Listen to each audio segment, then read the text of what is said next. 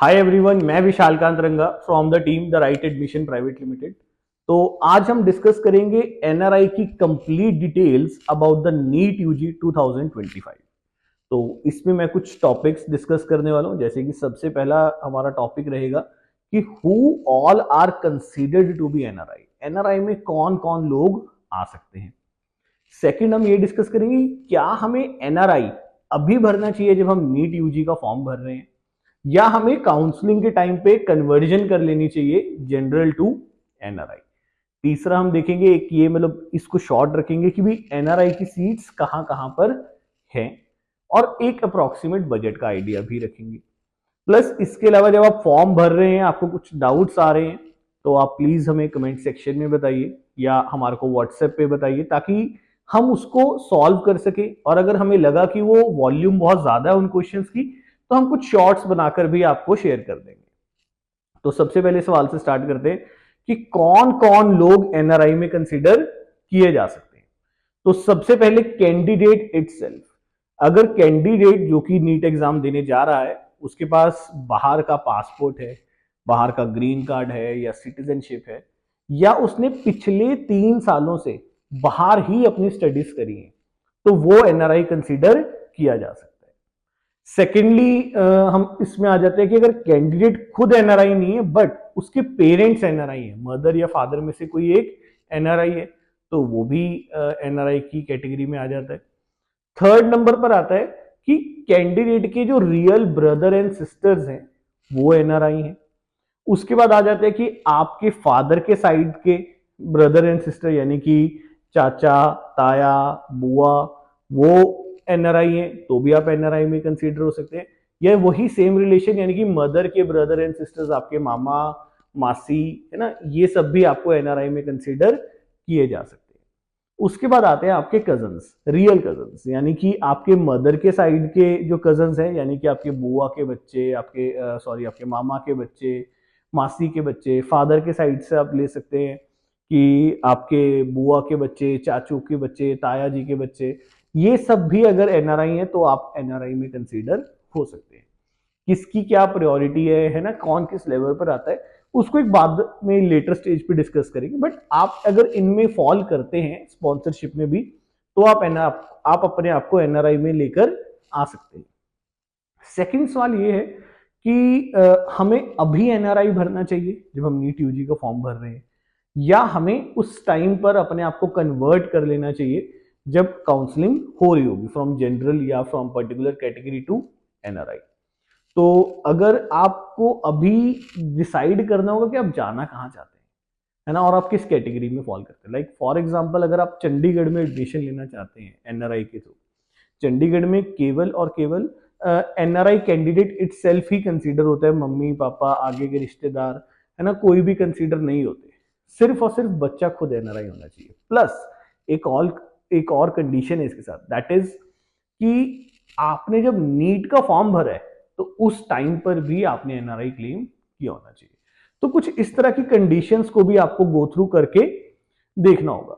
But मेरा एक general एक सजेशन है आप सबसे कि अगर आपको एक अपना स्कोर का एक बेसिक आइडिया है, आपको लगता है कि जो आपका स्कोर है दैट वुड बी अराउंड, कि भाई आप क्या सोच सकते हैं कि भाई 200 से लेकर 500 के बीच में, है ना, या मैक्सिमम 550 के बीच में फॉल करेगा, तो आप देखिए कि आपके पास अदर ऑप्शंस क्या है, आपको अभी से ही थोड़ा बहुत आइडिया लग जाएगा।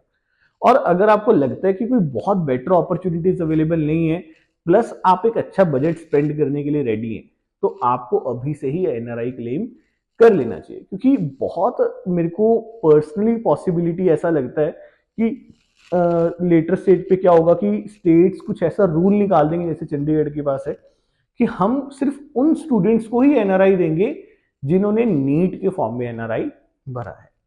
तो अब अगला देख लेते हैं कि भाई एनआरआई की जो सीट्स हैं वो कहाँ कहाँ पर है। तो एनआरआई गवर्नमेंट सीट्स की बात कर रहे हैं, तो चंडीगढ़ के अंदर एनआरआई गवर्नमेंट सीट्स अवेलेबल है, बट वो सिर्फ और सिर्फ एक्चुअल एनआरआई कैंडिडेट के लिए ही है, यानी कि पेरेंट्स, अदर स्पॉन्सर्स कोई भी अलाउड नहीं है। Candidate itself should be an NRI. पहली प्रायोरिटी हर जगह पर ही अपने स्टेट के बच्चे को दी जाती है ना। तो ऐसे ही चंडीगढ़ में भी पहले जो बच्चा का एंसेस्ट्रल बैकग्राउंड चंडीगढ़ से है उसको प्रायोरिटी देंगे एंड देन अदर स्टेट के बच्चे को देंगे। तो यहाँ पर एक और कंडीशन भी है कि आपका जो नीट का फॉर्म है उसमें भी एनआरआई क्लेम होना चाहिए। फिर चंडीगढ़ के बाद पंजाब आ जाता है। तो पंजाब में कैंडिडेट इटसेल्फ एनआरआई है ना, या उसके मम्मी पापा एनआरआई। आगे की जो स्पॉन्सरशिप्स हैं, भाई बहन कजन्स है ना, मामा चाचा, ये कोई भी कंसीडर नहीं होती। इवन दो पिछले साल बीच में ऐसा एक लाया गया था कि आप स्पॉन्सरशिप से भी कर सकते हैं, बट वो फिर वापस से रिवोक हो गया था। तो देखते हैं इस साल क्या होगा। But at present only parents and child, इन दोनों में से अगर कोई एनआरआई है तो वो कंसीडर होगा। पहली priority as I told you earlier की वहां के पंजाब के बच्चे को दी जाएगी जिसका इंसेस्ट्रल बैकग्राउंड पंजाब से है, और बाद में आगे के बच्चों को दी जाएगी। फिर उसके बाद हिमाचल आ जाता है।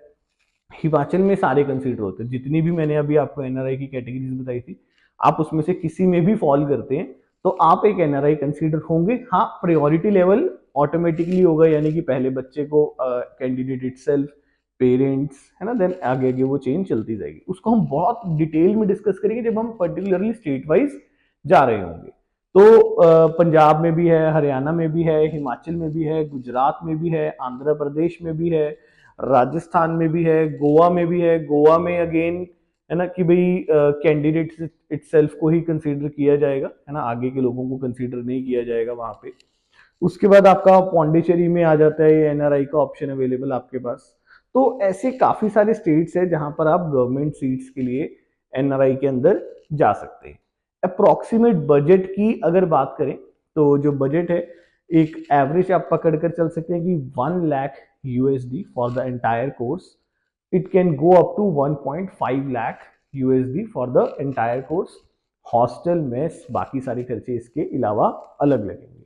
तो एक आपको अभी से ही ध्यान रखना होगा कि आप एक्चुअल में कहां पर एडमिशन लेना चाहते हैं, क्या आपका अप्रोक्सीमेट स्कोर है, और बहुत वाइजली ही आप इसको फिल कीजिए, क्योंकि लास्ट ईयर बहुत हैवी वॉल्यूम में एनआरआई मार्केट में देखने को मिला था। तो हो सकता है उन सब चीजों को कंसीडर करते हुए वो कुछ ऐसी कंडीशन डाल दें कि अगर आप एनआरआई सीट तभी ले पाएंगे अगर आपने एक्चुअल में नीट का फॉर्म भरते समय एनआरआई कंसीडर किया था। तो आई होप ये वीडियो आपको कुछ ना कुछ एक अप्रोक्सीमेट आइडिया देकर गया होगा एनआरआई के बारे में। और भी अगर आपके कुछ ऐसे डाउट्स हैं तो आप हमारे साथ कनेक्ट कर सकते हैं। मैं आपको और भी इस पे वैल्यूएबल इंफॉर्मेशन देता रहूंगा। आप हमारे चैनल को सब्सक्राइब कीजिए।